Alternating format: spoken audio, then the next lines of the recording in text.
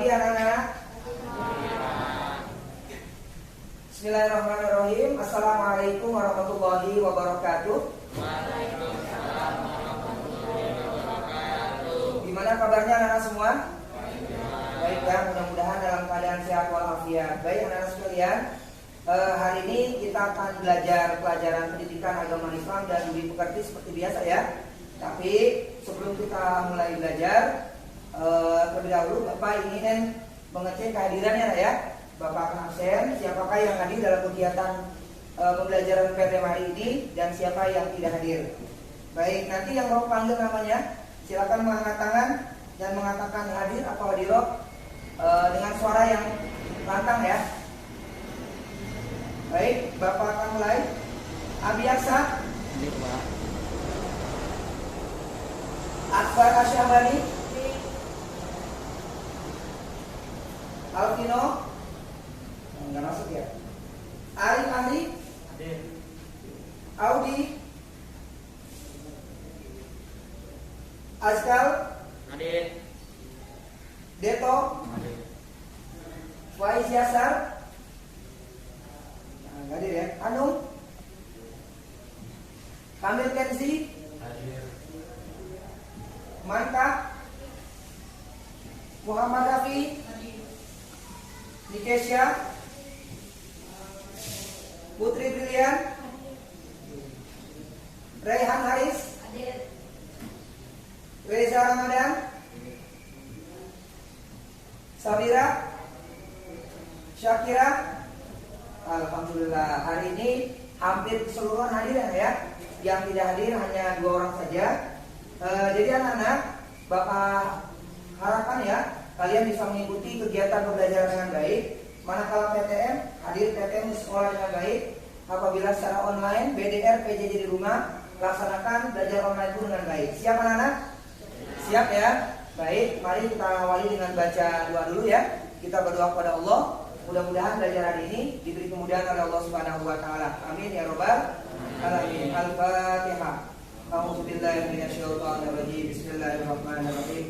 Alhamdulillahirabbil alamin arrahmanir rahim maliki yaumiddin. Iyyaka na'budu wa iyyaka nasta'in ihdinas siratal mustaqim siratal ladzina an'amta 'alaihim ghairil maghdubi 'alaihim waladdallin.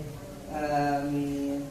Sebelum kita masuki materi kita hari ini, Bapak ingin sedikit mengulang ya materi kita yang lalu, yaitu materi kita berkenaan dengan macam-macam sujud ya. Baik anak-anak, Bapak akan mengulang sedikit sebelum kita masuk materi yang baru. Anak-anak, kalian masih ingat nggak sujud itu ada berapa? Sujud ada berapa? Ya betul, ada 3 ya. 1 namanya sujud syukur, 2 namanya sujud sahwi, 3 namanya sujud tilawah. Ya, sujud syukur itu kita laksanakan, kita lakukan apabila kita mendapatkan nikmat dari Allah Subhanahu wa taala atau pada saat kita terhindar dari bahaya. Maka kita melakukan sujud syukur, bentuk rasa syukur kita, tanda terima kasih kita kepada Allah Subhanahu wa taala. Yang kedua, sujud sahwi. Kita lakukan pada saat kita lupa bilangan rakaat sholat, kelebihan kekurangan bilangan rakaat sholat, tidak melakukan doa kunut pada saat sholat subuh dan lain-lain sebagainya. Nah kemudian ada yang namanya sujud tilawah. Sujud tilawah apa? Sujud yang kita lakukan apabila kita membaca atau mendengar ayat-ayat sajadah di dalam Al-Quran yang jumlahnya ada 15 surat di dalam Al-Quran. Baik anak-anak, silakan dibuka bukunya. Ya, dibuka bukunya. Hari ini kita akan belajar tentang menghadirkan zikir dan sholat dalam kehidupan kita sehari-hari. Menghadirkan sholat dan zikir dalam kehidupan kita sehari-hari. Baik anak-anak. Ya, Pak Jalal akan menjelaskan kepada kalian ya. Oke, baik, dilihat ini semua.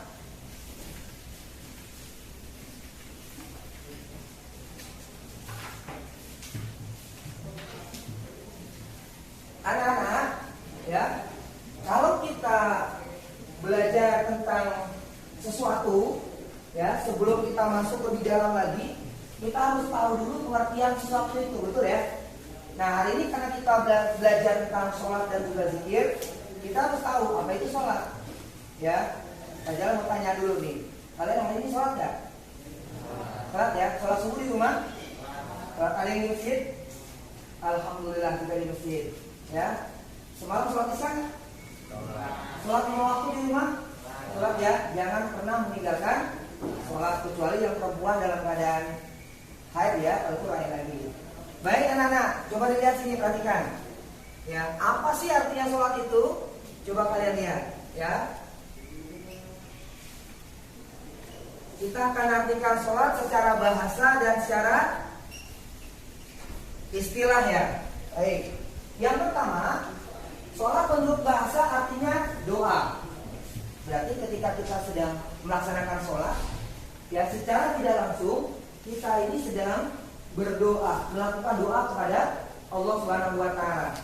Nah, pengertian yang kedua secara istilah, sholat itu adalah suatu pekerjaan yang diawali dengan takbir, takbiratul ihram ya, Allahu Akbar, takbir permulaan dalam sholat ya, namanya takbiratul ihram. Kita mengucapkan lafaz Allahu Akbar.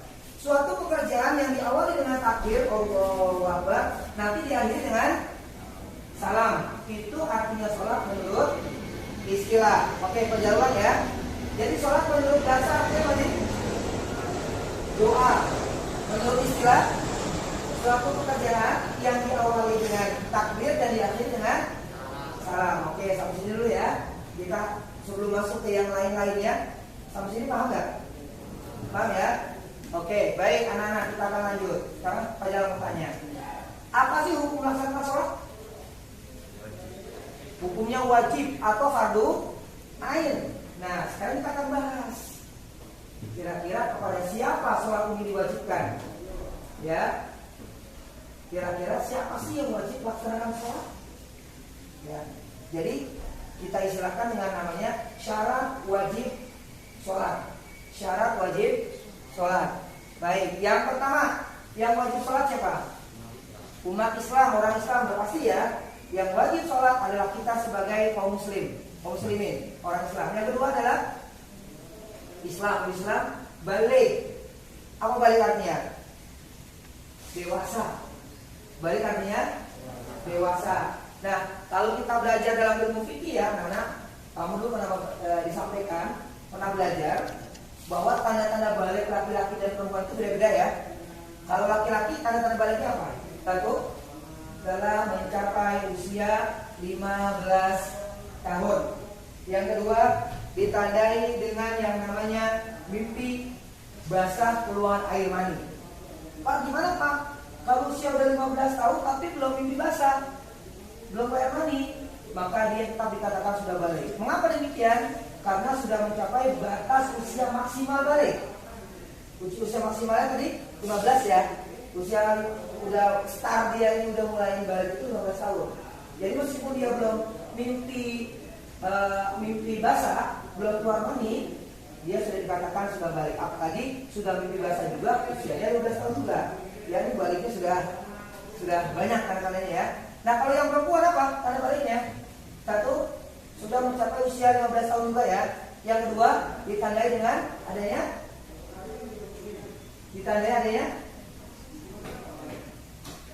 apa? Gak usah takut. Apa? Adanya menstruasi, sudah mengalami yang namanya haid, betul ya? Nah, bagi anak-anak bapak yang perempuan yang usianya sudah 15 tahun atau dia telah menstruasi, maka tandanya dia sudah balik. Ketika sudah balik, wajib melaksanakan sholat. Pak, gimana Pak kalau anak yang belum balik, anak kecil? Saya punya adik nih Pak, SD, TK, mereka wajib nggak? Wajib sholat nggak? Yang kecil wajib sholat nggak? Wajib sholat nggak? Belum wajib. Karena yang wajib sholat tadi kedua apa? Balik, udah dewasa. Anak kecil dewasa loh. Belum balik, ya. Berarti belum wajib sholat. Tapi kalau dia mau belajar sholat lebih bagus, diajarkan sejak dini ya. Oke, yang ketiga tadi pertama Islam, 2 balik, 3 berakal sehat, ya. Jadi kalau misalnya dia Islam, agamanya Islam, sudah gede, udah dewasa, tapi mohon maaf stres, Gila, wajib nggak sholat? Wajib sholat? Ya enggak. Kenapa? Yang tiganya nggak terpenuhi. Dia Islam, dia balik dari dewasa, dia berakal sehat juga, waras, nggak gila ya, nggak stres. Nah berarti dia wajib sholat 5 waktu. Apalagi terus? Islam, balik, berakal sehat. Nah ini bersih dari hadas dan najis. Yang pertama bersih dari hadas. Mohon maaf, ya, mohon maaf nih. Dari hadas, baik hadas kecil maupun hadas besar. Baru mau tanya, ketika perempuan sedang haid, sedang menstruasi, wajib sholat nggak? Enggak. Berarti kan dia lagi berhadas tuh. Sedang berhadas besar, wajib sholat? Enggak, karena sedang berhadas. Gitu ya. Nah yang kedua, bersih. Syaratnya wajib harus bersih. Bersih apanya? Bersih tempat sholatnya, bersih pakaian kita, bersih badan kita dari apa? Dari najis. Ya, jadi harus bersih semua. Kita suci dari hadas, bersih dari najis. Wajib itu. Paham ya? Oke, yang berikutnya yang berapa? Islam, balik, berakal sehat, suci dari najis dan hadas. Yang kelima, telah sampai dakwah Islam kepadanya. Ya, saudara bertanya, kalau di kita ini telah sampai ke dakwah Islam, ada ustaz, ada kiai, ada mubalik, banyak kajian-kajian, banyak buku-buku Islam, ada nggak di kita? Ada nggak? Wajib nggak buat kita? Itu kamu udah sampai nggak ke kita tuh? Kita kenal ustaz nggak? Kenal kiai nggak? Ada pada para penceramah di YouTube kita tahu nggak? Tahu, maka wajib bagi kita, karena udah ada yang nyampein. Beda halnya, ada orang misalnya di sebuah pulau terpencil, kita nggak tahu keberadaan mereka, mereka nggak tahu keberadaan manusia di luar mereka. Nggak ada ustaz, nggak ada kiai, nggak ada YouTube, ilmu agama nggak masuk sih, agama Islam nggak tahu mereka. Benar-benar terpencil, nggak ada yang tahu keberadaan mereka misalnya. Nah, bagi mereka yang seperti itu, berarti mereka tidak wajib melaksanakan sholat. Kenapa? Nggak ada yang menyampaikan kepada mereka. Mereka nggak tahu apa-apa, nggak tahu hukum, gitu ya. Tapi kalau buat kita nggak bisa alasan, Pak, saya kan nggak tahu Pak, nggak bisa. Kita ini ada buku agama, bisa belajar. Ya, ada handphone, ada tab, kita bisa belajar dari sini juga. Ada guru, ada ustaz, ada guru ngaji. Ya, jadi banyak yang bisa menyampaikan ilmu agama, hukum-hukum Allah kepada kita tentang masalah sholat. Bisa dipahami anak? Itu syarat wajib. Ya. Sekarang kita masuk syarat sah. Apa syarat sah sholat? Yang sesuatu kalau syaratnya kita penuhi, sholat kita jadi sah. Satu, sholatnya harus sudah masuk waktu. Boleh nggak kita sholat sudah masuk waktu? Nggak boleh ya. Ya sholat zuhur jam 12, jam 10 udah sholat zuhur. Sah nggak? Hah? Nggak sah. Kenapa nggak sah? Karena belum masuk waktu. Asar jam 3, jam 2 udah sholat asar. Sah nggak? Enggak. Yang kedua, penutup aurat. Sholatnya pas dengan waktunya, udah masuk waktu. Tapi sholatnya pakai celana pendek, celana bola. Allahu Akbar. Sah nggak kira-kira? Enggak. Kenapa? Auratnya kelihatan. Aurat laki-laki nih, aurat laki-laki dari pusar sampai lutut batasnya. Tapi kalau aurat perempuan, seluruh anggota tubuhnya aurat kecuali muka dan telapak tangan. Itu yang boleh kelihatan, selebihnya nggak boleh. Paham ya? Oke, baik. Menutup aurat yang kedua. Yang ketiga, suci dari hadas dan juga najis. Mohon maaf, ya, kita udah wudu, kemudian buang angin kentut, sholat aja mau wudu lagi, Allahu Akbar, salah sholatnya. Nah, kenapa? Kita dalam keadaan berhadas kecil. Mohon maaf misalnya ya, habis tadi buang air kecil, pipis, ya bukan pipisnya nggak istinja lagi, cebok lagi, mau wudu lagi kali. Habis pipis mau sholat nggak wudu lagi, sah nggak kira-kira? Nggak sah. Atau lagi sholat, Allahu Akbar, wudu sih wudu benar, bersih. Baju yang dipakai bekas kena kencing adiknya, ya bekas kena kencing misalnya, ya kira-kira sah nggak sholatnya? Nggak sah. Jadi harus bersih dari hadas, bersih dari najis. Oke, apalagi? masuk waktu, menutup aurat, bersih dari najis dan hadas, menghadap kiblat. Betul? Menghadap, sholatnya benar, masuk waktu, masuk, menutup aurat, ditutup, bersih badan dan tempatnya dari najis dan hadas. Yang keempat, sholatnya bukan menghadap kiblat, harus ngomong. Kiblat kan ke barat ya? Kiblat sana ke barat ya? Dia bukan ke barat, bukan sana. Menghadapnya sana ke timur. Ke belakang kiblat, sah nggak kira-kira? Enggak sah. Nah ini syarat-syarat sah di dalam melaksanakan ibadah sholat. Baik anak-anak, ya. Selanjutnya, kalian tahu sejarah sholat. Kapan mulai disyariatkannya perintah sholat? Kapan mulai diperintahkannya sholat 5 waktu? Pada peristiwa apa? Yaitu pada peristiwa Isra Mi'raj. Ya, Nabi Muhammad diberangkatkan dari Masjidil Haram ke Masjidil Aqsa, ke langit, terus ke langit ke-7 Sidratul Muntaha bertemu dengan Allah. Pertama kali perintah sholatnya berapa rakaat? Berapa waktu? Berapa? 50. Kemudian dari 50 dikurangi oleh Allah, mendapat keringanan menjadi berapa?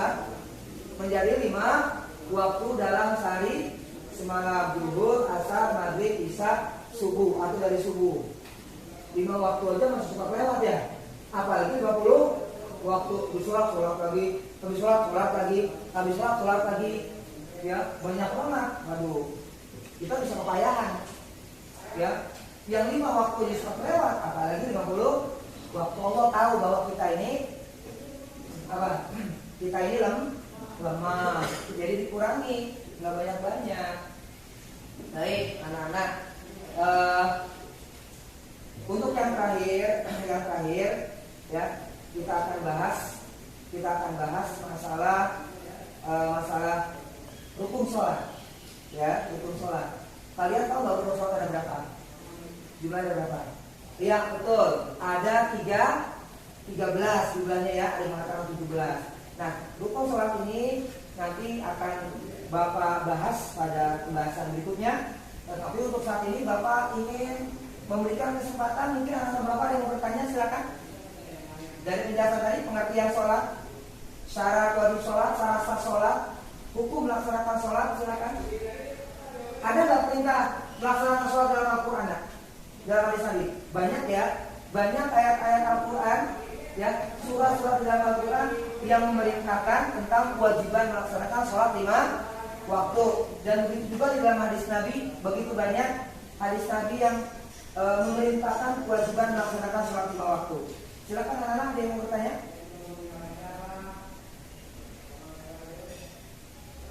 Ada?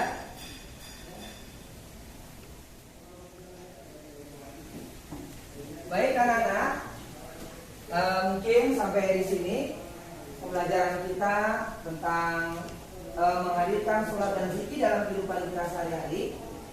Dari pembahasan yang Bapak sampaikan hari ini tentang masalah sholat, dan juga tadi yang terakhir tentang rukun sholat, dan Bapak sudah jelaskan sebanyak 13 rukun ya kepada kalian, plus tadi yang terakhir pun sempat Bapak singgung pada kalian hal-hal yang membatalkan sholat juga. Apakah ada yang mau bertanya? Sudah paham semuanya? Alhamdulillah ya. Jika kalian sudah paham, tinggal kita praktekkan dalam kehidupan kita sehari-hari pada saat kita melaksanakan sholat. Ya anak-anak, jangan pernah kita berani meninggalkan sholat 5 waktu. Jangankan kita tinggalkan, melalaikannya saja tidak boleh ya anak ya. Kita usahakan sholat di awal waktu, tepat waktu. Kemudian yang laki-laki sholatnya diusahakan berjamaah di masjid. Mudah-mudahan dengan kita melaksanakan ibadah sholat dengan baik, yang perempuan pun sama, laksanakan dengan baik. Allah senantiasa membimbing kita, memberikan kita kekuatan iman dan Islam, dan kita kembali kepada Allah dalam keadaan husnul khotimah. Amin ya rabbal alamin. Dan yang terakhir anak-anak, Bapak ingin memberikan tugas kepada kalian. Jangan lupa ya dikerjakan halaman 103 ya, tentang materi kita hari ini, yaitu tentang menghadirkan sholat dan zikir dalam kehidupan sehari-hari. Ya, di situ ada pilihan ganda. Nanti silakan dikerjakan. Pilihan gandanya itu sebanyak 20 nomor. Silakan dikerjakan. Ya, nanti silakan jawabannya dikirim ke di japri ke Bapak, nggak apa-apa ya. dikirim ke Bapak langsung. Jangan itu. Nanti ada yang nyontek. Ya, ada yang lihat jawabannya, tapi langsung dikirim ke Bapak. Kasih nama yang jelas, ya, kelas berapa, nanti Bapak akan nilai dan itu menjadi penilaian buat kalian. Bisa dipahami anak-anak? Baik, mari sama-sama kita akhiri pembelajaran kita pada pagi hari ini dengan kita membaca hamdalah dan membaca doa penutup majelis bersama-sama. Alhamdulillahirabbil alamin. Subhanakallahumma wa bihamdika asyhadu an la ilaha illa anta astaghfiruka wa atubu ilaik. Assalamualaikum warahmatullahi wabarakatuh.